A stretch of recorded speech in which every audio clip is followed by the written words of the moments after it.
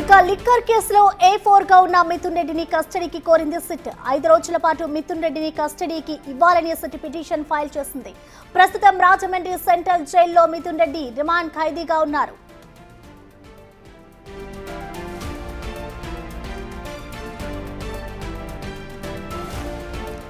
Liquor కేసులో A4 గా ఉన్న మిథున్ రెడ్డిని కస్టడీకి కోరింది సిట్ 5 రోజుల పాటు కూడా మిథున్ రెడ్డిని కస్టడీకి ఇవ్వాలి అంటూ కూడా సిట్ పిటిషన్ ఫైల్ చేసింది.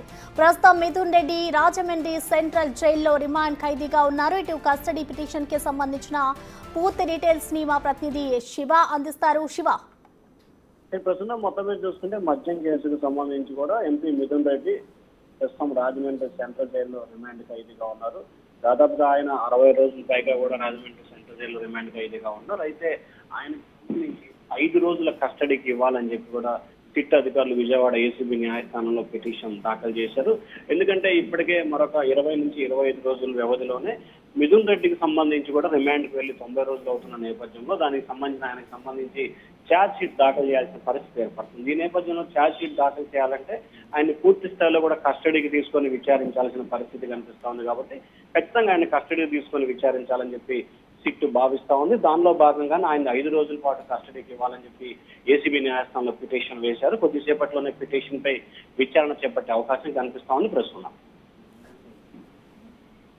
అయితే శివ, ఇప్పటికే చూసుకుంటే రాజమండ్రిలో ఈయన రిమాండ్ ఖైదీగా ఉన్నారు కాబట్టి ఇప్పుడు పిటిషన్ వేశారు కాబట్టి ఇటు కస్టడీకి ఇచ్చే అవకాశం ఉంటుందనుకోవచ్చా?